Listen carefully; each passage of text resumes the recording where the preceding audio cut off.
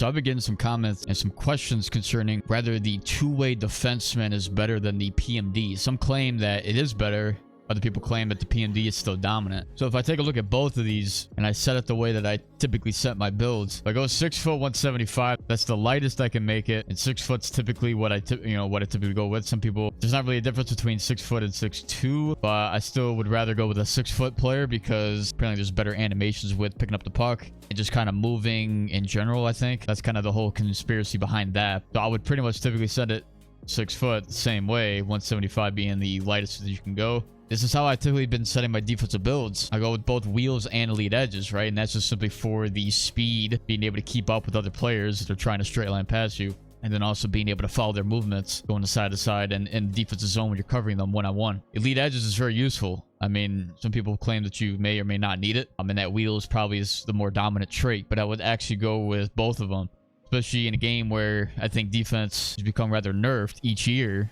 I think this is probably the toughest the defense has ever been, really, in terms of being able to play it and being very successful at it consistently. That is why I haven't strayed away from using wheels and elite edges as a combo. And then I just tag it with stick 'em up.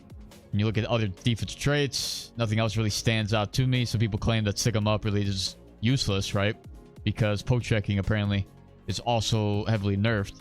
So they say. Now, to me, I don't really notice too much of a difference with poke checking as opposed to previous years. I do think it definitely relies more so on your ability to position yourself perfectly when you're trying to play defense. And the positional awareness of the position is more important than the actual action of poke checking. That would kind of be my stance on whether or not poke checking is more difficult for you, most likely related to the way that you actually play defense rather than the actual action itself. So quick pick, I haven't had much of a reason to use it, and truculence, some of these other traits are banned when you play in league, so I'm not going to obviously use those. Stick 'em up has been pretty much the trade of choice for me. And the attributes are very similar to that of the PMD. And I would actually say that the PMD winds up actually taking it. I don't really understand why people are assuming that the two-way defenseman, unless you guys have a different setup than me, but the way that I've set up the build, the PMD actually wins in the attribute category in terms of what I deem is important to a build.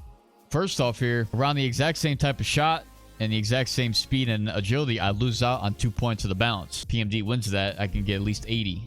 There's 2 points lost there. I do have extra points into my wrist shot power and slap shot power. Now, you could probably flip this back, but I only get 2 points for subtracting 5 points. If you take away 2 points of the puck control, you get 5 points back into your power. That's kind of the whole reason there. But even still, even if you had 85 and you had the exact same power, I lose 5 points on my puck control and 1 point to my endurance over the PMD. Now, some people claim that puck control is not important to a defenseman or not important to any build.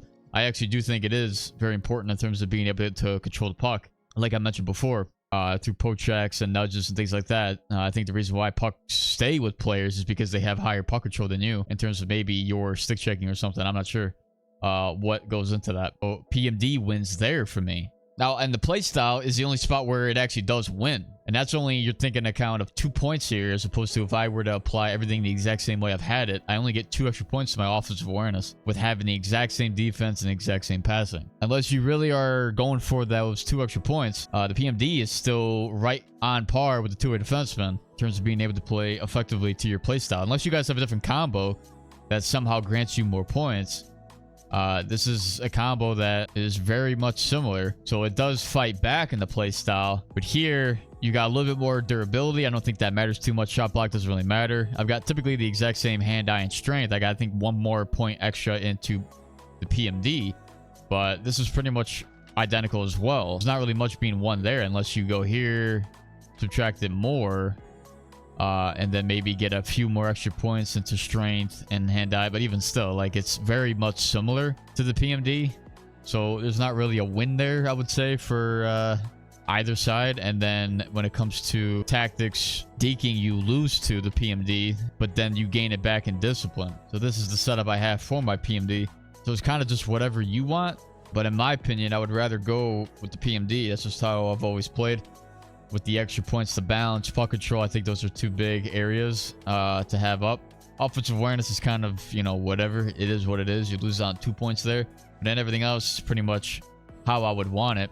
I don't typically take too many penalties when I'm in a good spot. So discipline being lower over, you lose out on a lot for the two-way defenseman in terms of your deking. And if you are a very offensive defenseman, right, the PMD I think is just a better option. Puck control helps in that category as well in terms of hanging out to the puck when you are stepping up.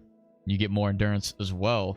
Like, regardless, there's not really much of a benefit to using the two-way defenseman. It doesn't give you more points. You know, if people are trying to claim that, I would say they're in the wrong here in terms of how I'm setting up the build and what I think is successful to the build. So I don't know. You guys let me know. In terms of updated builds, right? Because people are asking for that as well. I haven't really seen a reason for me to change anything from what I'm doing. Again, when you look at how you set the traits, I mean, again, I think I do need these two traits on in order to stay and keep up with other players. If in the future EA decides to get rid of elite edges and wheels, we can obviously come back to this conversation. But because it is there, and this is something I anticipated going into the game when they had this, you know, day one, I knew that these two traits would be the ones that I would probably most likely need on my build. Even on my offensive builds, I feel like I still need the exact same thing. Just because speed is the meta in this game, and it has been for many years now. And size really doesn't do much here, especially when you do play competitively. They're choosing to cater towards the smaller builds. That's just plain and simple. The traits that they're banning, that they're choosing to ban, and they're allowing these traits to remain in the game. So you're kind of almost forced. It's not even like EA really dictating it. I mean, unless they just simply get rid of these traits, the people running the leagues are deciding to have certain traits banned that limit bigger builds being used, so that everybody then caters towards what we've always been using. So I don't understand. There's not really a change in the meta at all, and everything is still pretty much identical. I mean, we could dabble in a couple other builds going down the line, maybe like the power forward. I know that's a pretty interesting conversation. I have seen competitive players use a power forward, but that is the only like big build that is really being used outside of what we have, what we've pretty much seen being used repeatedly in the past. So that's kind of just the thoughts that I wanted to give you guys in terms of where I stand with my builds and what I think is solid to use. You guys let me know your thoughts down below. I appreciate you guys for watching. I'll catch you guys in the next one.